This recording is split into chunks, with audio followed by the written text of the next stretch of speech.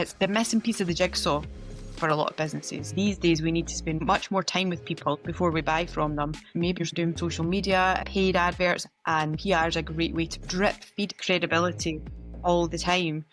Everyone on social media is saying they're a guru, they're an expert, and PR is a great way to prove it. Lindsay Reid, welcome to the podcast. Is PR boring? Not for me, but I think there's still a little bit of uncertainty actually about what PR actually is, because it kind of, for some people, falls under marketing. If you go on TikTok, you would think that it's unboxing things and, appearing on red carpets, gifting people things. And for me, PR, if you strip it right back, PR stands for public relations. So it's all around us. PR is in everything that we do as individuals and businesses. It's all about our external relations, if you know what I mean, like the relations touch points with the external world. But in terms of business activities, the ones that I tend to focus on for my clients are getting covered in the media, being interviewed on podcasts, and speaking on stages. And they're the three main sort of strands of PR that I do every day for my clients. So I don't find it boring, and it can be very, very effective. But I do think there's just a bit of confusion about what it actually is. What do you think the average person thinks PR is?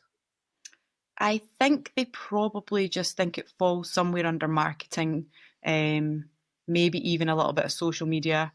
And I think a lot of people think PR is going out to glitzy lunches and award dues and parties. Because, when you think of like PR people that you see on TV, a lot of them are doing these things. And I have to say that I think I must have missed the boat when it came to that, because that's never been my life. My PR life is mainly me and my computer and my phone. But I have done some of the schmoozing over the years, but I do find that actually it's the boring stuff that gets you the results. It's pitching, it's making contacts, it's coming up with ideas and just trying different things. So that's my approach. I'm like the introverted PR, I think. Do you think maybe it's that's a development of the times as well, because we're more like online, whereas back in the day, like in-person networking was probably more important? Yeah, I think it probably is. And it still is important. And I think you do need that mix, don't you, of meeting other human beings in real life and having time to do the work. And I think that's probably where I struggle a little bit business-wise, managing my own time actually is, how much time do you go out and about and do things, and versus how much time do you actually sit and do what I class as the work, and that tends to be where I focus most of my time, just doing the boring stuff, like I say, because it does seem to be that's where I get most of the results for my clients. What type of people are you working with these days? A real variety, and I think that's what I like about it. I work with brands who are well known in the UK. I work with transport brands, and I work with individuals who are either coaches or experts or small business owners. So just a real variety. A lot of it falls into the wellness sector, but not exclusively. What do you think most brands get wrong when it comes to the strategy? I think maybe most people, when it comes to PR and brands, they almost forget that it's like an ongoing investment, actually. And a lot of people think, well, I'll do some PR around a particular launch or, that kind of thing. And actually, for me, it's less of the fireworks and more of the campfire approach, if you know what I mean. We keep it burning and we keep that reputation building going over time rather than the big bang PR moments. So it's like immunity rather than a cure. This sort of, I guess. Yeah, like prevention over cure, should I say? Because most people probably think of, we've got a crisis on our hands, we'll reach out to someone like Lindsay to try and manage it. Whereas if they'd been investing slowly over time since their inception, then maybe it would have been easier to manage. Would that be fair to say? Yeah, exactly that. And also, they might think, oh, we've got a new podcast or a new product or something, and we want to do PR around that. And actually, the time to do the PR is ahead of that, so that actually by the time you bring the thing out, more people have got an awareness of who you are already. So it's like I always say, PR is really around building your reputation, growing your profile and your credibility, but really investing in your reputation. So if you think of it even in relation to like financial investments, all the gurus will tell you you need time in the market, you need to invest over time consistently to create the wealth. And I'm not an expert in that, but it's very similar with your reputation. You need to do these consistent investments in your reputation so that you're over time building this foundation that serves you well in terms of business going forward. Mm. What do you think, like the types of brands or public brands, businesses that really need it but never invest, where you're like constantly thinking they really need someone to sort out the PR, like a certain industry or type?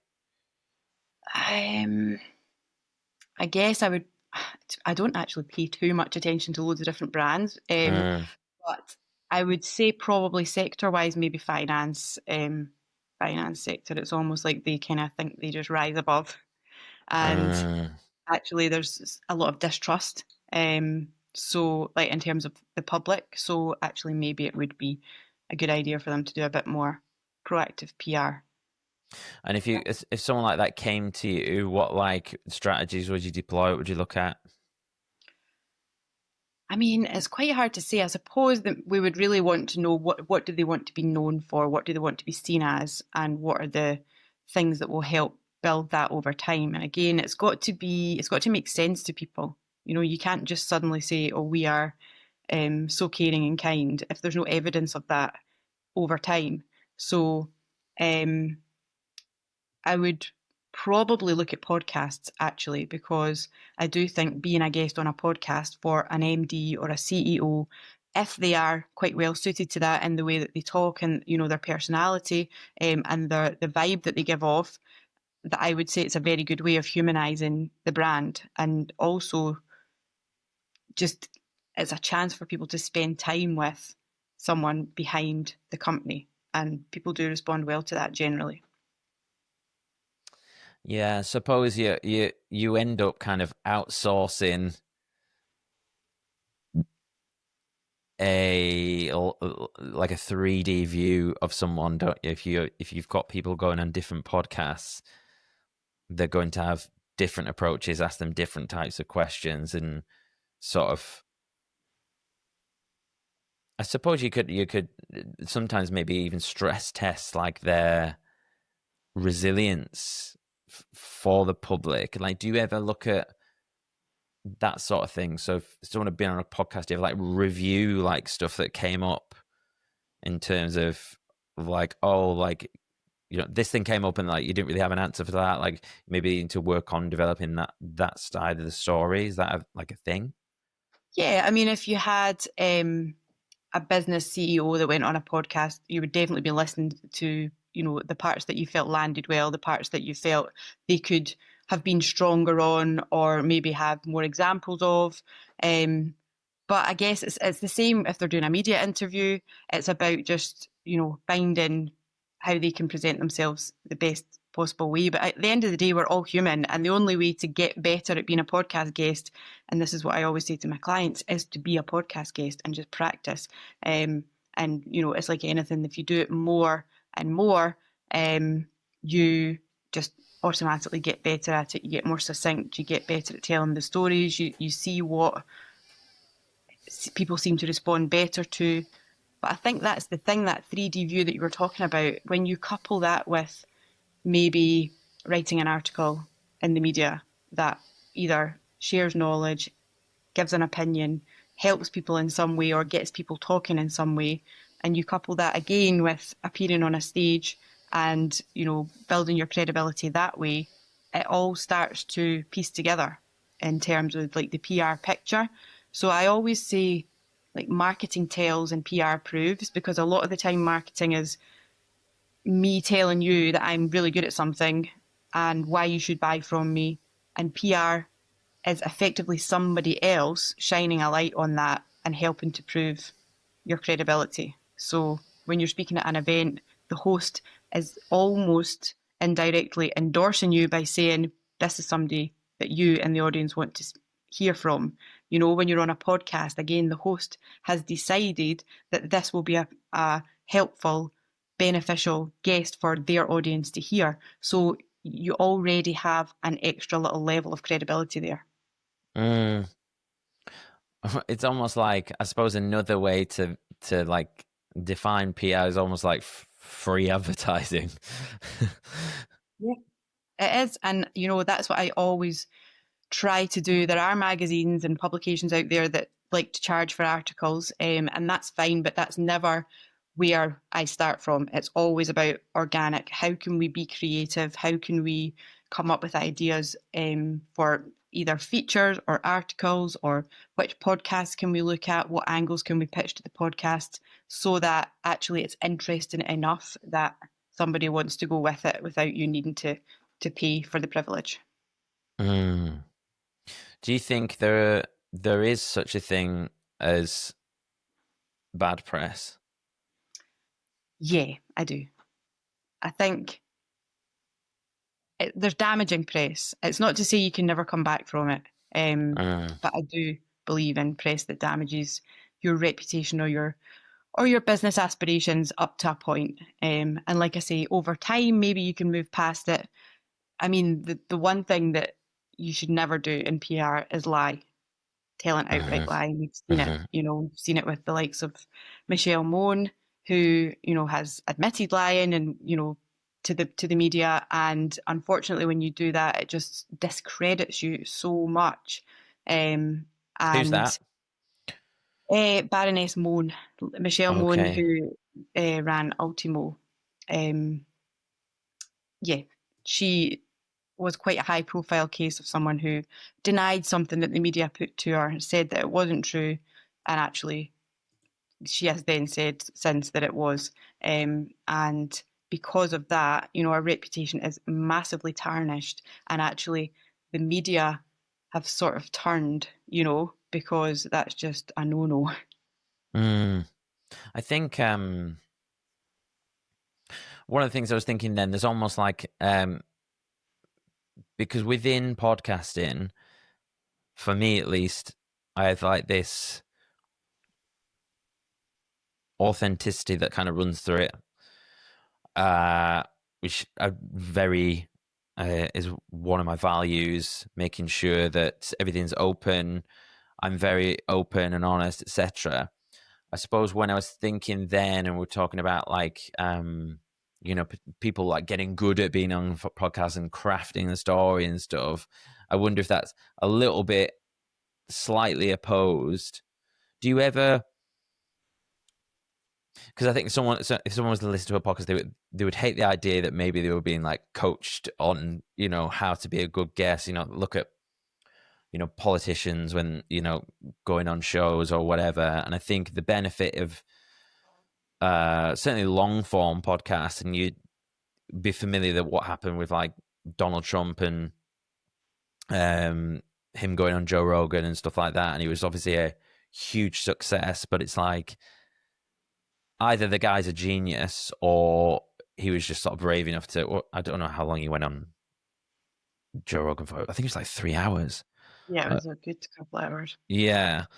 Um, so I wonder. My question is, like, are you ever approached to work with someone and they want to spin you that want something spinning up or whatever, and you would just flatly refuse? I mean, I would refuse. It depends. You know, I've worked in the corporate world, and you know, you present things. We all do it in our daily life, though. We present things in a way that we want them to be perceived a lot of the time, and Hmm. that is part of PR. Um, but in terms of when I work with clients who are going on podcasts, like I would never coach them Mm. to do anything other than just show up and talk about what they know. Other than to say, don't just well, basically, always my main advice to anybody appearing on a podcast, an educational style podcast, is forget about you and think about the audience. Because podcasts and being interviewed on podcasts are not a chance for you to just show off how great you are and what you know. They're a chance for you to actually help people who could benefit from what you know in their own journey. So the more you can give, the more you can share, the more it will actually benefit you in the long run. But I think a lot of people think that it's a spotlight just for them to show how wonderful they are. And actually, it's really not about them at all. It's about how can they serve the audience. And so that's the advice that I would give any clients. And I would also just advise them to be as real as possible, to talk about the highs and the lows of their journey, to, you know, engage in that two-way conversation and not just make it all about them as well. So yeah, I never would tell a client what to say. I would just advise them of the approach, maybe to the mindset to go into a podcast recording with. But to be honest, I have to say, once I've set up the podcast recording for my clients, you know, they're all very smart, independent, you know, knowledgeable experts. They just go and do their thing. And I really don't need to get involved, which is works for me. Have you ever been involved in any crises? Many crises. I worked in the transport world, so we had plenty of incidents. We had crises that were never found out about, but we still had to prepare as if they would be. So yeah, and there's a certain like buzz that comes with it, to be honest, because it's like high adrenaline time when things are going wrong. You know, you're trying to get all this information, you're trying to relay information, you're on calls, figuring out, you know, what's actually going on, what can we talk about. You're liaising with different agencies as well, certainly if it's like, you know, a transport related incident. So it's all consuming when you're dealing with a PR crisis. Luckily, touch wood, in my current role, most of what I do is proactive PR, which I really enjoy. So it's creative PR, it's coming up with ideas, it's coming up with angles, it's researching different opportunities for clients. There is a little bit of reactive sort of work as well for a couple of clients, but mainly it's me pushing to try and get them in the media or on podcast rather than trying to keep us out of the media, as some of my previous roles have been. If you could pick one person to do the PR for them, who would it be? Probably, I was going to say a celebrity, but celebrity PR is quite easy, really, because everyone's interested in them, you know? Okay. But I find the challenge comes from people who are like experts, like they're really well known in their field, but actually they've not taken that next stage yet. So my first reaction is, oh, I'd love to do like, you know, a Hollywood stars PR or whatever, but that would probably be a bit easy and a bit boring. So I don't know. I don't have a wish list as such, but just I love working with people who are experts. They've been doing what they're doing for, you know, a good number of years. They're certified and qualified in it all, and they are making a difference, and they want more of a platform to share their messages and to tell their story. Do you think that's all I look forward to? That's all I look for. Sorry, in a client is, you know, what do they know? What can they share? What are their messages? And what's their own story as well? Yeah.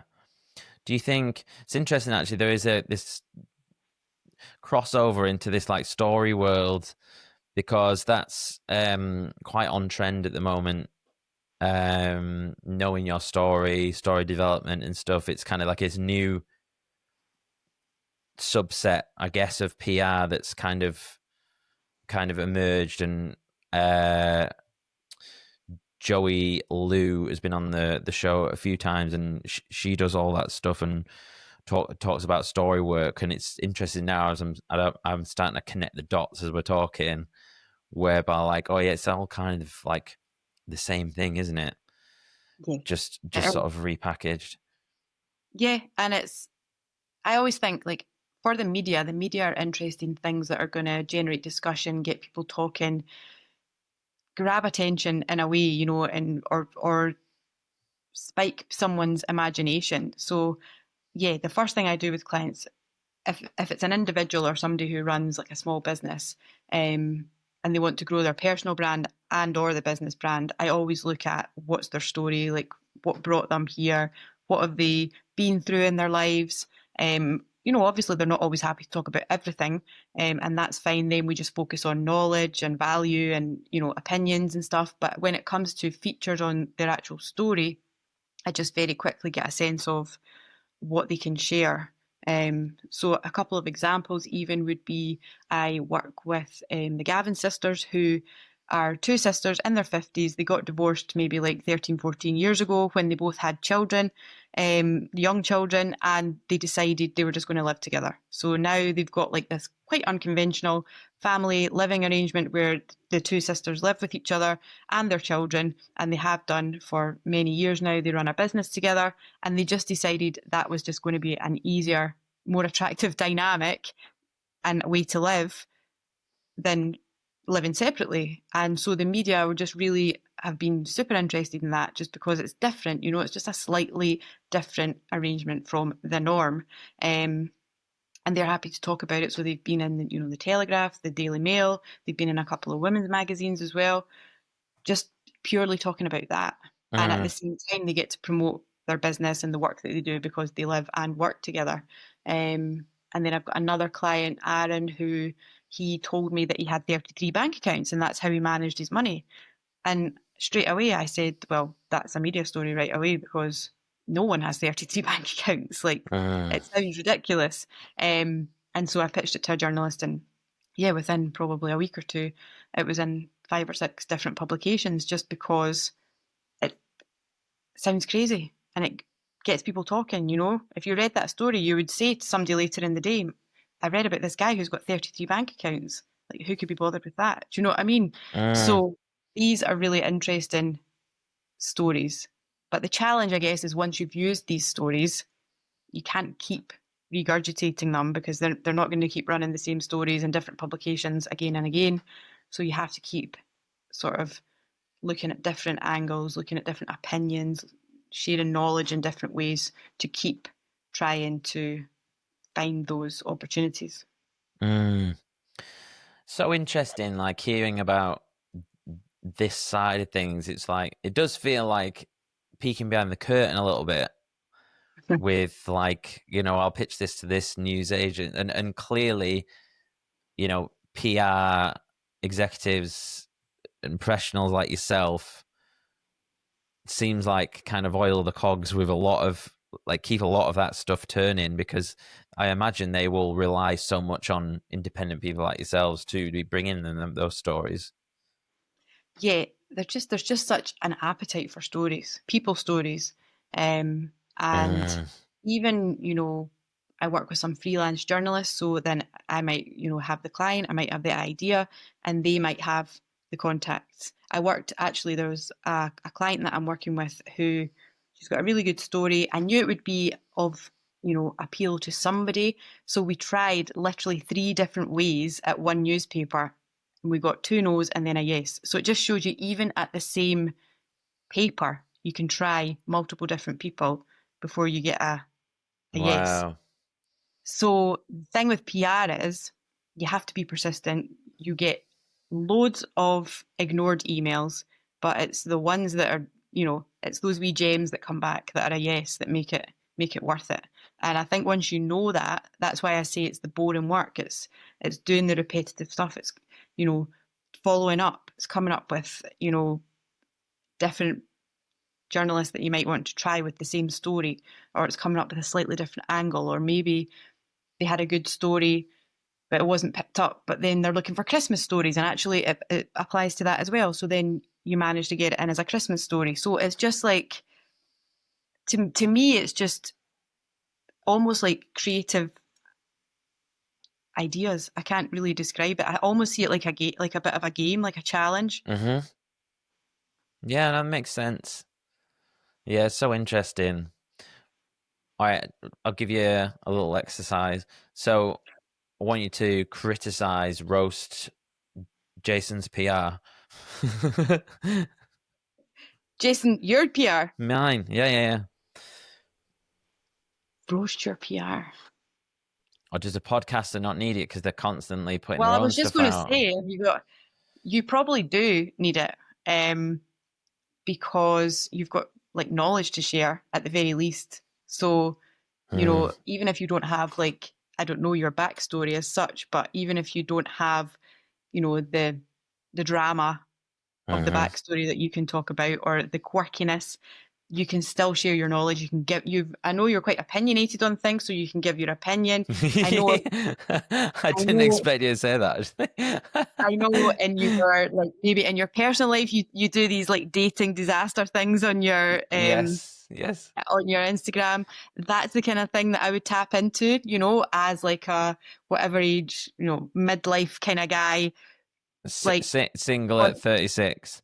yeah, dating in your 30s, what's it like? These are the kinds of things that I would probably tap into only if you were comfortable with it. Like sometimes I work with clients who are just like an open book and they just say, go for it. Everything I've told you, I'll Mm. talk about to the media. And then other clients are much more private and they don't want to share all their private information with the media. And then, like I say, we just focus on what knowledge, what articles can they write where they're sharing their lessons or their knowledge, where can they give their opinion. So we don't focus in too much on the personal stuff. Mm. So, yeah. Opinionated. Interesting. I suppose I am quite opinionated. It's interesting hearing someone else's perspective. If you're anything like me, you're probably good at starting habits but fail to stick to them over the long term. There's probably one or two, whether that be going to the gym or taking the dog for a walk, but struggle to maintain others around career, relationship, or life goals. If you're a long-term listener of the podcast, this won't be the first time you've heard me talk about habits and leveraging public accountability. That's why I created Indiip, the tool that helps you build healthy habits and stick to them. After creating your free account, you'll be given your own personal public profile link, which you can share with your friends, your family, coach, or followers. And when someone clicks that link, you'll be given a real-time notification that someone is watching your habits. I can't tell you how much of a motivator it is when you're stuck in a procrastination cycle and this little eyeball pops up with a number next to it. My productivity has gone through the roof since I started using it. It's that effective. Luckily for you, I'm giving away 100 free VIP months to my podcast listeners. There's no credit card required. Head to indiip.com/podcast. That's deep with two I's, indiip.com/podcast, or follow the links in the episode description below. Let's start crushing our habits today. Did you know I once went on a naked dating show? Well, no, but there you go. Behind the scenes of a naked dating show, what goes on? Yeah, Media would love that. I went on Naked Attraction, Oh, and did you? yeah, and that was like this was pre-podcast. Yeah. This was like 3-4 years ago or whatever. But the girl who was on it with me, who I went on the date with, is somewhat in the public eye. Right. And like she went to town on like all the PR stuff. But it got quite exhausting Mm-hmm. from my point of view because like she was like spinning up this story that like I was a dickhead or whatever. I'd pied her off on TV and stuff. And because basically we went on this date and it's all out there and I'm really nice. I'm just kind of like, oh, it's just more of a friend's vibe. And like I didn't like fuck her and chuck her or anything like that. I literally was just like, oh, I think we're, And anyways, and we stayed in touch. And she actually came on the podcast. And I was like, I'd like to talk to you about this stuff. And we had a bit of a chat. And it was quite nice actually because, well, I thought it was nice because I was like, oh, I feel like, kind of made amends with that. And the next minute it was like all this stuff coming out in these news articles. And it was like, oh, yeah, he pied me off on TV, but then tried to get me back, DMing me on Instagram. And I'm like, what? And it got like, what was the, because they did a release in, Naked Attraction got released in the States about, I think it was about a year ago or whatever, and it kind of blew up for a few weeks. Okay.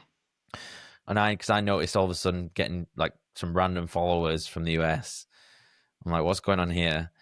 And there was, I can't remember what outlet it was, but it was a big paper in the US, and there was this big story or whatever, and it was just like, and I thought about responding, and then I was like, do you know what, I'm done. Like, I'm not. I was like noticing this, like, well, not even tit for tat.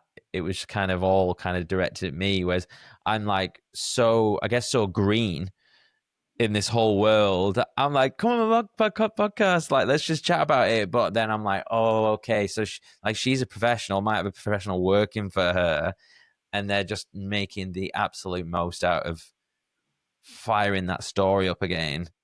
Yeah. It's for the opportunity, taking the most of the opportunity. And I think that's where celebrity PR is kind of a different beast, really, in terms of that. It's really, taking every opportunity to make the most of, anything that happens in that person's life, or, and I was about to say that was good PR of you to to invite her on the podcast. Like that, to me, that's a nice PR move on your side. Not that you did Yeah, it for PR reasons, but as in like the public perception of you, I feel like that was a positive move. But then obviously it slightly backfired. But I wonder whether actually saying it now, I think maybe, because on the show, I think she was peed off with how she came across. And I think, to be fair, the way they edited it as well made it look harsher. And like the way it was, like just the way the timing, they put the music behind it, and then it's just like a clip of me going, maybe think it's more of a Friends vibe, like, but yeah, taken out of context, like, we'd actually been having a chat and stuff, and it was the producers at the time who were like pushing me for an answer on, like, are you attracted to her? Are you gonna, like, because basically time is money, and if you don't want to sleep with her, then we're not going to take you out around Manchester, buy you loads of drinks, etc. But if you do want to do that, and if you want to have a one night stand or whatever, they didn't say it in those terms, yeah. but that was the carrot. It was trying to get into the ego and be like, we're going to buy you drinks all night. We're going to take you out around Manchester. You're going to feel amazing like a celebrity. It was a very rushy experience, but because I didn't play ball with it, I was just kind of like, and then what happened was, I think then I invited her on the podcast with, what should I say? Like, wholesome intentions. I Yeah. wanted to like connect with her and talk about it. Like, let's talk about what happened. And I think maybe again, she probably didn't come across great. Mm. So I think that's maybe what's happened. Actually, thinking about it now, she's come away thinking, actually, Jason's once again come off like seeming, because I was like prodding her a little bit on like some of the, like, I was going quite deep, and I'm like, oh no, it's because she's got an OnlyFans as well, and I'm like, like, what is it about, like, and probably wasn't maybe prepared for that, but yeah, very interesting. I don't talk about it that much unless like someone will be listening to this now saying you talk about it all the time, Jason, but um But is people don't realize how much goes on behind the scenes of these shows, and I mean, it's not a world I'm massively part of either. But to be fair to her, it sounds like her manager or PR, or maybe her PR instincts actually did a pretty good job. Or if the aim was to get coverage off the back of it, and then get coverage again off the back of the podcast interaction with you, then they succeeded, if you know what I mean. But it's like some people are just much more okay with just going out there and bringing the drama if they know that's going to bring the headlines, if you know what I mean. yeah. They are saying what they need, that needs to be said to get the outcome that they want. Yeah, I think and it made me think twice about those shows in general, because I've sometimes watched Married at First Sight. Have you ever watched that?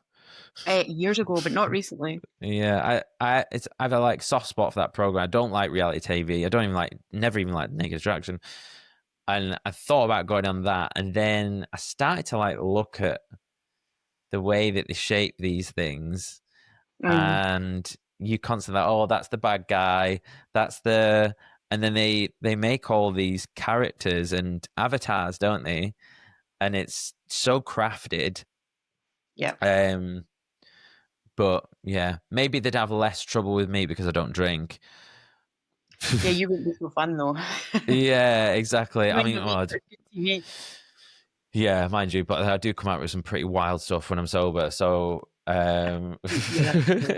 I don't either, but I know drunk me would probably make better TV than sober me. yeah, exactly. And that's the whole thing on like those shows, aren't they? They do the big meal and they're all drinking and stuff, and it's there's gonna be a kickoff, Yeah. just because that happens with And those it's got things. they've got to have those moments of drama to keep people watching.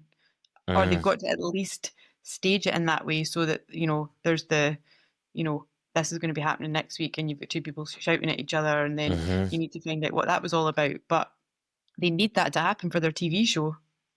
Yes, So whatever way yeah. they get it, it doesn't I, 'cause matter. I used to really enjoy. I would love the bit when they sat on the couch and they would have the therapists like talking to them and stuff. I loved that, like, because I'll geek out on it. I'm like, oh, that's interesting. Like, oh, I've been in that situation before. Oh, that sounds like an ex. That sounds like me or whatever.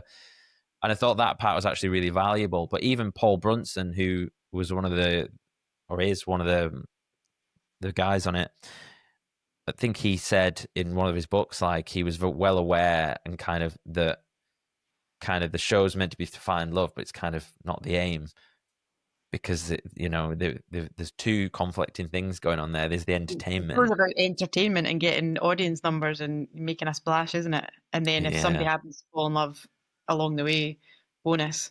yeah. Who knows? Watch this space. Might get to 40 and think, if I'm still single, fuck it. Exactly, exactly. But these shows, we're so interested in people. This is, I guess, it all comes back to that, doesn't it? We love to watch people. We love to know, what people are thinking, how they react in certain situations. And I Mm, think, media wise, you know, I'm not a big fan of the media as such. I don't tend to like spend loads of time reading about, serious news issues and like politics and world affairs and that kind of thing. But human stories are definitely my thing. I love reading about people. I love pulling out the human side of like my clients where they're, happy for me to do that and sharing their story in a way that usually it's all about helping someone who's on a similar journey. And a lot of the time, it would of course relate back to their business and what they do now and how that's all come about, based on mm. what they've been through and what they've experienced in the past and what they've learned. How do you approach that? Um, so I'll give you an example there whereby we picked up there's like this dating thing that could possibly be Yeah. tapped into a little bit in terms of like my public persona, but then I don't have a dating podcast, right? Yeah. Or run a marketing agency. Have an app for to help people build healthy habits, and there's a disjoint there, isn't there, in Yeah. terms of the backstory? So how do you approach like connecting those things up, or can you not force it? Does it kind of have to be already there? Does that make sense? Yeah. I mean, there's different strands, I guess. So there's things that you would do specifically around pushing the business. So again, it might be like you're, talking about healthy habits for a healthy, happy life, and you talking about that, talking about maybe a health turnaround that you've had or that kind of thing. And then the way I look at it when I get a client is what is their core sort of niche that they can talk about, their area of expertise, and then I sort of build out. So that's the key thing they can talk about, but the offshoot of that is that they can also talk about like habits, or they can talk about building a business because they're doing it themselves, or being a solopreneur. And then you build it out further again in terms of maybe some personal stuff that they're happy to talk about, that actually builds like the personal brand strand of it all. And actually, as long as that is not damaging to the thing that they want to be known for, it can help grow their brand overall, because it's very hard to promote like specifically a podcast, or you know, a book, for example. You can do it, but it helps if you actually build the personal brand as well. Um, so that's kind of the different strands that I approach, like the business specific stuff, and then the more personal brand side of things, where you're just opening yourself up to a slightly different audience just by talking about slightly different things, but actually some of those audience will still be interested. So I've got a client who is a wealth expert, and so he, you know, I guess he talks a lot about finance, but then within that he talks like about freedom. He talks about business, because he's done very well in business, and then he's also been on podcasts where he's alcohol free. So he's been on alcohol free podcast. He's been on a parenting podcast. So there's, you know, it's just opening up to different parts of your life and your brand, I guess, by doing that. But it wouldn't be my main focus, but you know, it would be a way of getting some eyes on you. So you're looking to find this one anchor niche expertise, and then you branch off, but that serves as the foundation Yeah. to like for it all always to come back to. That's interesting. That's how I tend to picture it. So there's the key thing that they talk about, and that's really where most of the focus goes. But actually, there's peripheral sort of elements that they can also talk about that can still feed in nicely. And just it's about opening up to new audiences, but within those audiences, you want there to be people who be interested in some of the key stuff that you do. But you're finding them by talking about slightly different things at times. Yeah. It seems like like that main niche. It's like the cost of entry into to that world, because how many podcasts, how many like people that have been on like Diary of the CEO, and their niche is X thing, but actually they're talking about all other stuff. Yeah, their whole But story. it's like this person's done this thing, therefore we value them and we'll listen to them talk about X of a thing because they've demonstrated their expertise in this one Yeah, particular thing. and when you're trying to be known for talking about something, you do need to give most of your focus to talk about, you know, the key area of expertise that you have. But there's different ways you can do that. You know, you can't just keep saying the same thing all the time, but you can try and like loop it in to different angles, I guess you could say. Yeah, people talk about flywheels. I've heard that term before. Yeah, Yeah, it's like YouTubers use it, and I suppose it probably fits into this as well. Like, like this, all these things coming back to this one place, yeah, and it's probably actually very similar to what PR is doing, isn't it?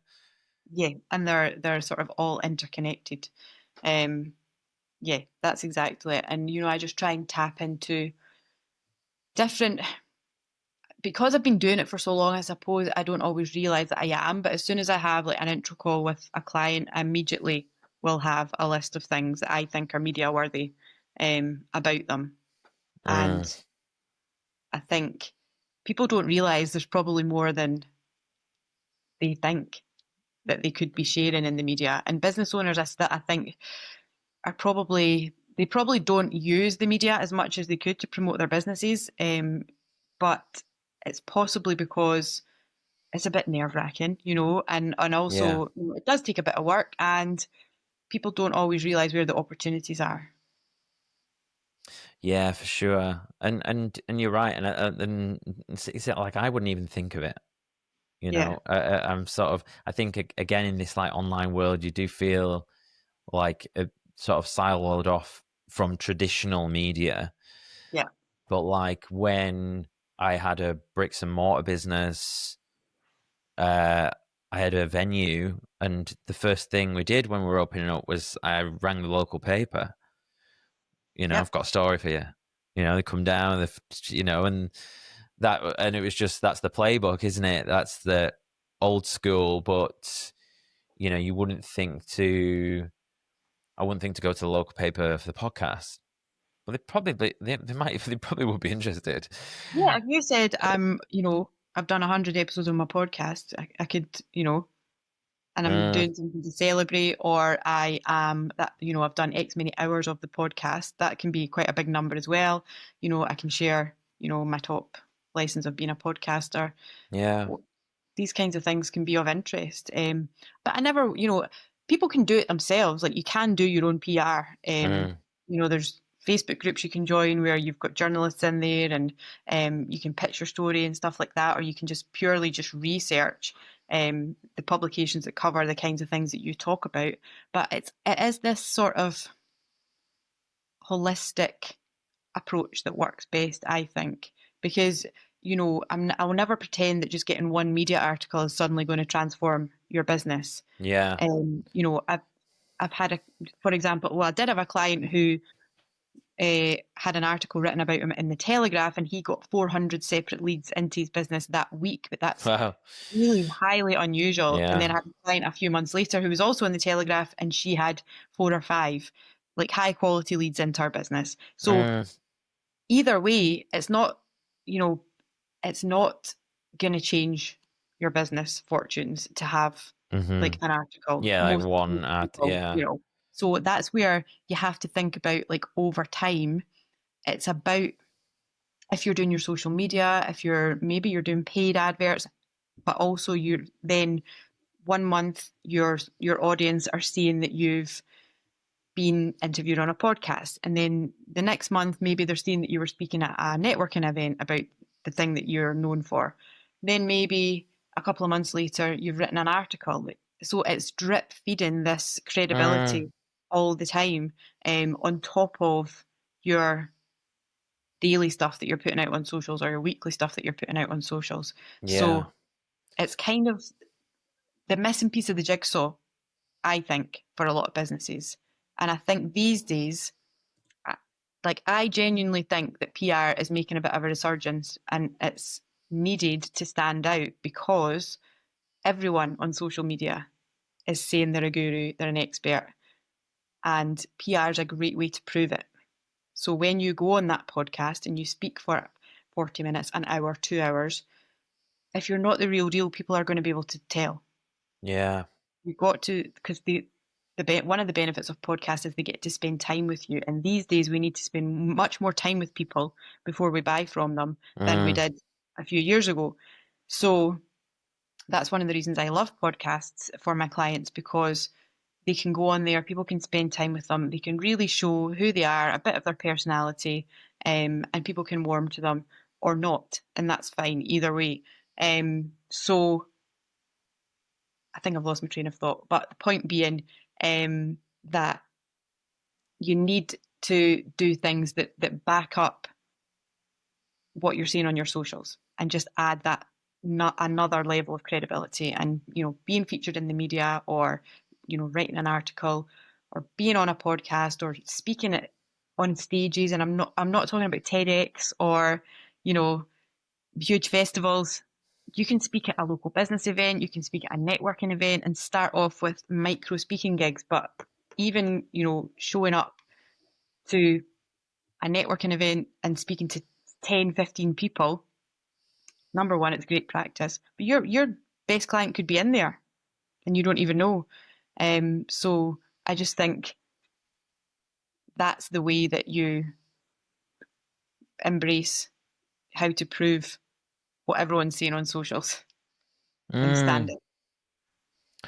Yeah, that's cool. No, it's so interesting thinking about, and you're right, because I think most people would think, yeah, like I need to do TEDx, And it's like and you could go do TEDx, and it might get 1,000 views on YouTube, and obviously you would do networking on the day, I suppose, but it could only get 1,000 views on YouTube, and then how many customers are you going to get off that? Like maybe one.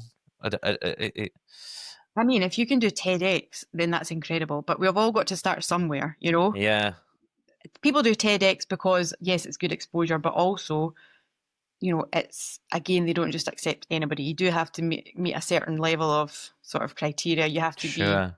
um, your content has to be backed up by a certain amount of factual evidence for TEDx as well. But I think when people say I want to be a speaker, that's what they imagine. And actually, Mm, it's like anything. You've got to craft your skill at it, and there's business opportunities out there at small events all across the country.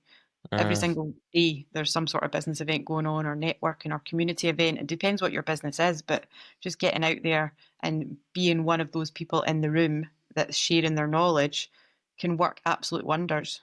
I know people who they just operate in one small area, but they're so well known in that area that that sustains their business, and they're really good mm, at what they do. And a lot of people know them, and they're still networking it within that area. I mean, I'm talking like a city, but yeah. they don't necessarily need to be branching out and talking at events down in London or, overseas, because they're building up such a reputation in their home area. Yeah, that's cool. I was thinking it's very similar to there's obviously a crossover, I guess, with blogs and articles and stuff, but it's kind of like the SEO world in terms of, and I imagine you probably, do you track those things? Like, how do you track the performance of like campaigns that you're doing? I mean, most of what I do is not really a sort of strategic campaign, other Mm-hmm. than it's mostly about creative ideas and implementation, and then we see what works, and we see, again, how over time does it grow their profile, does it lead to connections, does it lead to business Mm, opportunities. um I mean, when I was in the corporate world, yes, we tracked, ROI mm-hmm. and everything like that Mm-hmm. through like our PR agency.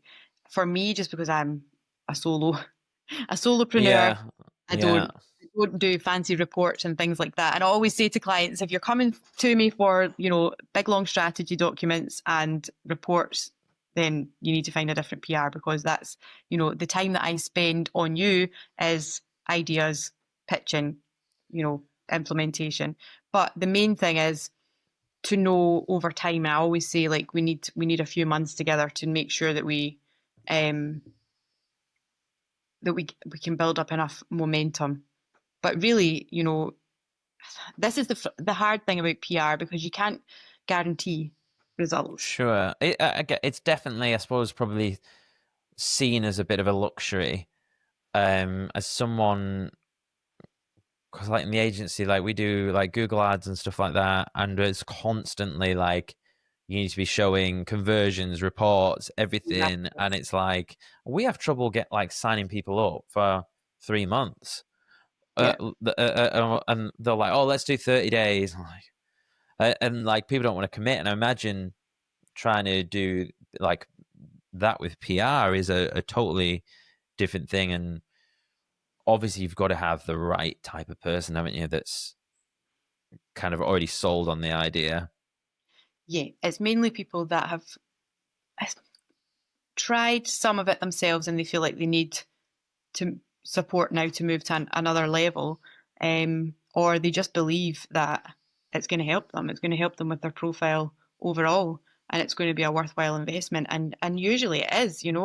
I'm always very upfront that I can't guarantee that I'll get you in this magazine or on that podcast, but I can guarantee that I'll try my best. And I know that doesn't sound like much, but actually, in my experience of, 20 odd years of doing this, I know that if you try enough angles, you try enough channels, and you keep at it, you get some results along the way. What they are and when they come, I don't know for sure, but I can show you. And I one thing I do is keep a spreadsheet of every bit of outreach that I do for every client. So at any point, I give them regular updates anyway, but at any point they can ask to see that, and they'll have it all there in front in terms of like my output. And all I can control is my output. And that is, I think, why I'm so wedded to my laptop and pitching, pitching, pitching. So I think that's the approach that I try and take in terms of my mindset, and just saying to them, look, the chances are you're better having somebody on your team doing this for you than not at all, so try it and see. Yeah, I bet you're like this. You're like a Swiss Army knife for people, aren't you? People just think, they don't always realize like what they know or what their story is.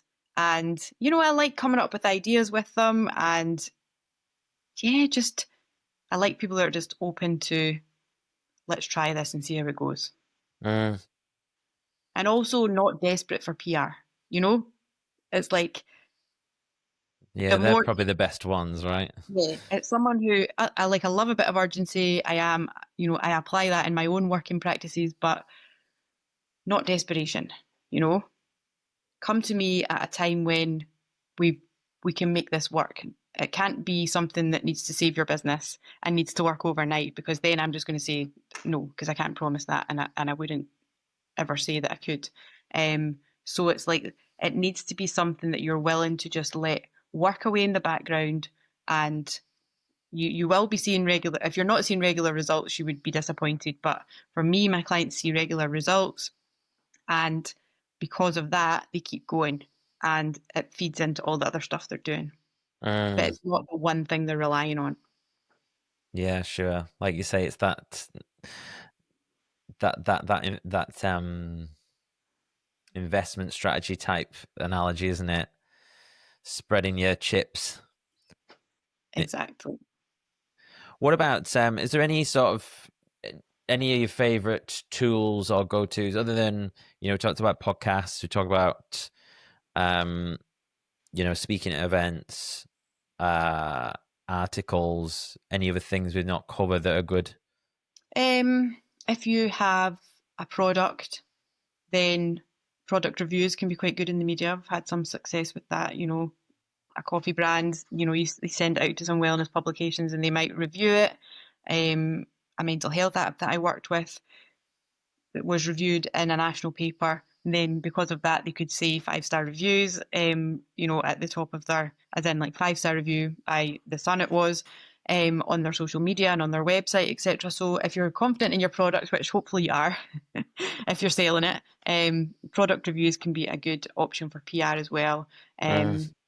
There's like factual news as well. If there's something that's going on in your business that's, maybe you've hit a certain milestone, or maybe you're opening new premises. These things, it doesn't have to always be creative and dramatic, especially for like local news. These things can be of interest as well. So you can share, factual news about things that are going on in your business, with media as well. Yeah, I don't know if podcast is two years old today, by the way. Oh, congratulations. Yeah, it feels like you've been going for longer. And I mean that as a compliment. Thank you. Yeah, I mean, it feels that way to me. Well, I don't know. Yeah. It's a funny one actually, because I have a few different birthdays on the podcast. So I got like the first ever conversation, okay, which would have been like coming up 3 years next year. But by the time I got around to publishing it, was actually September. So the first episode went live 2 years ago today. But then I have another one, which is like when I started publishing every week. Right, okay. Because I started and then I kind of stopped, you know what I mean? And then, so I always call it like my proversary. I mean, the thing is, it's no mean feat. Like it's hard to put together as many episodes as you've put together every week for, the best part of 2 years. And that's why you'll be in the top like 1% or something of podcasters, because most people don't keep going that long. No.